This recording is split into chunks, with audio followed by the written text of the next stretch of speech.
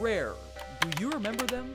This British developer, once hailed as the Spielberg of video games, created some of the N64's most iconic titles of the 90s and early 2000s. Killer Instinct Gold, Donkey Kong 64, Jet Force Gemini, Conker's Bad Fur Day, Perfect Dark, and I can keep going. But today, Rare is a shadow of its former self. So, what happened? How did a company that dominated the Nintendo 64 era end up struggling to maintain relevance? Well, that's an interesting story. Let's rewind the clock and dive into the Rare's rise and fall. The year is 1982. Two brothers, Tim and Chris Stamper, found a company called Ultimate Play the Game, working out of a small office in Ashby-de-la-Zouch, Leicestershire. Their first game? A simple yet addictive title called Jetpack for the ZX Spectrum.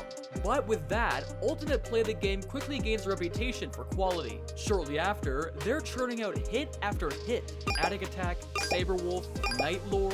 These games were making their own mark in the world of 8-bit hardware. But the Stamper brothers have their eyes on something bigger.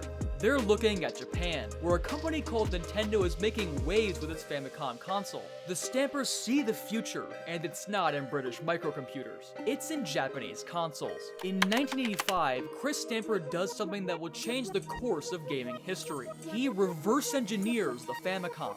It's a feat that Nintendo claimed was impossible, but Chris pulls it off, and suddenly, the door to a whole new world is wide open. The Stampers rebrand their company as Rare and set their sights on becoming a Nintendo developer. They show their tech demos to Nintendo, and the Japanese giant is impressed. So impressed, in fact, that they give Rare an unlimited budget to make games for the NES. Rare goes on a hiring spree. They're bringing in talented young developers, artists, and musicians, and they're building a powerhouse studio right in the heart of the English countryside, and they're about to enter their golden age. The late 80s and 90s see Rare pumping out game after game for Nintendo. They're working on everything from licensed titles to original IPs, but it's in 1994 that Rare truly hits its stride. That year, Nintendo bought a 49% stake in Rare, cementing their partnership. Now, this deal was something big. It gave them access to Nintendo's characters and franchises. At the start, rumor has it Nintendo initially contracted Rare to produce a new Mario game. But after the success of Super Mario World, Nintendo decided to keep Mario platformers in-house. Instead, they gave Rare a choice: Donkey Kong or Kid Icarus. Rare chose Donkey Kong, and the rest is history. They made the most of that leap of faith, and Donkey Kong Country was born. A game that pushes the Super Nintendo to its limits with pre-rendered 3D graphics that look like nothing else on the system.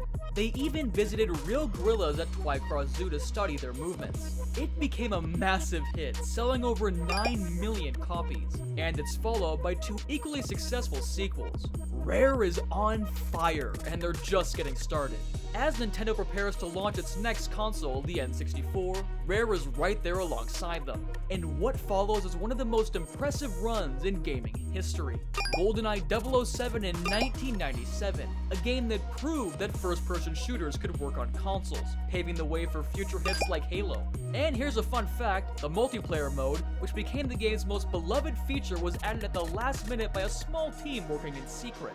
GoldenEye was more than just a commercial success. It was a cultural phenomenon. It became the game you played with your friends on weekends, the reasons for countless sleepless nights spent in 4-player split-screen matches. And that's how the big streak of successes began. Banjo-Kazooie in 1998, a 3D platformer that can hold its own against Mario. Perfect Dark in 2000, a spiritual successor to GoldenEye that drives the N64 to its peak performance. And Conker's Bad Fur Day in 2001, a raunchy adults-only platformer that shows Rare isn't afraid to take risks. But it wasn't all smooth sailing. Conker's Bad Fur Day, while now considered a cult classic, was a commercial disappointment when it was released. Its mature content meant Nintendo didn't promote it heavily, and it came out at the end of the N64's life cycle. Sometimes, being ahead of your time can be a curse. However, overall, these games are commercial successes of their time. They're critically acclaimed, winning awards and topping best of lists. Rare seems unstoppable. During this period, Rare was like a dream factory. The company culture was unique, fostering creativity and pushing boundaries. Phil Tossell, who joined Rare in '97, describes it this way: The general feeling at the time was that, as a company, we were invincible and that anything was possible. It was incredible to be surrounded by so many talented people, all of whom were single-mindedly focused on making the best games that we could. But behind the scenes, things are changing. Nintendo, long Rare's closest partner, is starting to pull away. The Japanese company is focusing more on its internal studios. And in 2002, something unexpected happened. Nintendo, which had been Rare's partner for nearly 2 decades, decided not to purchase the remaining 51% of the company. This left a hole at Rare, one that anyone with enough money, just like Nintendo, could fill. And while these problems in paradise were happening, a new player has entered the console market: Microsoft, as the American tech giant prepares to launch its first gaming console, the Xbox. And they're looking for a marquee studio to bolster their lineup. And so, in September of 2002, Microsoft makes Rare an offer they can't refuse: $375 million for the company. It's a record-breaking deal in the gaming industry. And just like that, Rare's long partnership with Nintendo is over. The studio that defined the N64 era is now making games for its former rival. Now, Microsoft's acquisition of Rare was a strategic move in the console wars. By buying Rare, they not only gained a talented studio, but also deprived Nintendo of one of their key developers. It was a power play that shook up the industry. But the transition wasn't easy. The two companies had very different corporate cultures and approaches to game development. Microsoft, coming from a business software background, had a more structured corporate approach. This clashed with Rare's more freewheeling creative culture.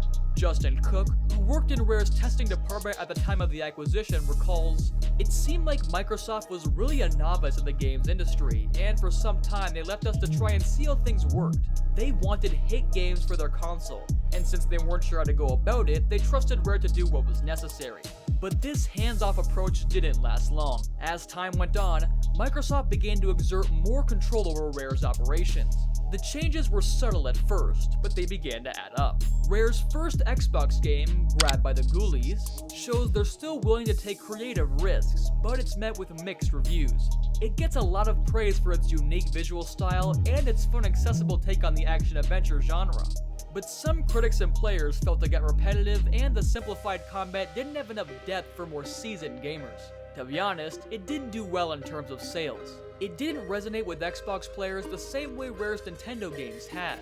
It was followed by Cameo, Elements of Power, and Perfect Dark Zero, both launch titles for the Xbox 360 in 2005. While these games were technically impressive, they didn't capture the public's imagination in the same way as Rare's Nintendo-era games.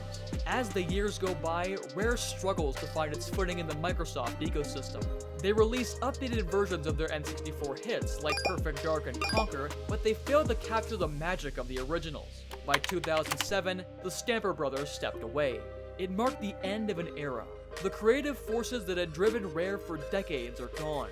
Microsoft, meanwhile, was chasing new trends. And then came Kinect. Microsoft's motion control system was supposed to be their answer to the Wii's success.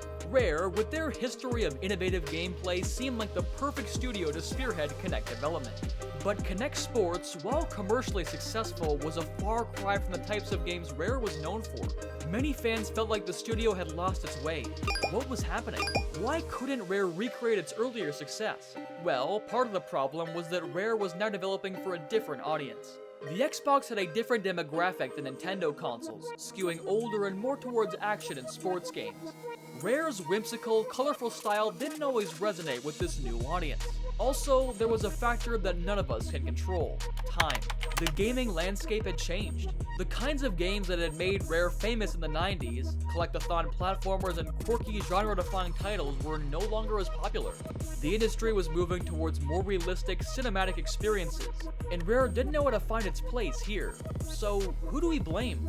Microsoft or Rare? Maybe both. But the story doesn't necessarily end there. In recent years, there have been signs of a Rare renaissance. Sea of Thieves, released in 2018, shows the studio can still create unique, engaging experiences. The game has built a dedicated community and continues to receive updates. 2020 saw the release of a new Battletoads game, bringing one of Rare's classic franchises back in the spotlight. And on the horizon is Everwild, a mysterious new IP that has fans excited about Rare's future.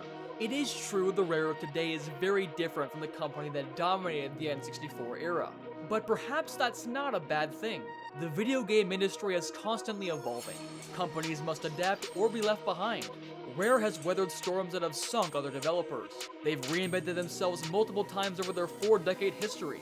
Yes, they may not be the same studio that gave us GoldenEye and Banjo-Kazooie, but they're still here, still making games. Its impact on the gaming industry is indelible. Despite the challenges Rare has faced, the games they made during their peak continue to be loved and remembered decades later. Now, it's hard to say what's next for Rare, or if they'll be able to capture their former glory, but this isn't over. Not yet. If you want to see what happens next, make sure to like this video and subscribe to the channel. We'll dive into everything about video games and find out things you might not know. So hit the bell and stay tuned for new videos. See you next time!